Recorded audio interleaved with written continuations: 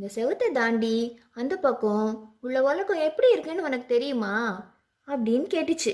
இந்த செவுத்தை தாண்டி என்ன இருக்குன்னு உனக்கு பார்க்கணுமா? வா, நான் உன்னை கூட்டிட்டு போறேன்.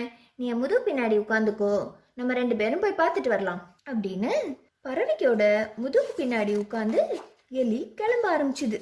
அது வெளியே வந்து பார்த்த அப்புறம் தான் தெரிஞ்சுது, மற்ற விலங்குகள்லாம் சொன்ன மாதிரி அவ்வளோ பயங்கரமானதா இல்லை. ரொம்ப அமைதியா பச்சை பசேல்னு பயங்கர கலர்ஃபுல்லாக இருந்துச்சு. நம்ம இங்கே ரொம்ப இருட்டா பயங்கரமா வாழவே வழி இல்லாத மாதிரி இருக்கும்னு நினச்சோம். ஆனால் அவ்வளோ பயங்கரமானதா இல்லையே அப்படின்னு எலி பறவை கிட்ட சொல்லிச்சு. அந்த நீல பறவை எலிக்கு என்ன பதில் சொல்லிச்சு தெரியுமா? நீ ஒரு விஷயத்த எப்படி பார்க்குறன்றதுல தான் இருக்கு.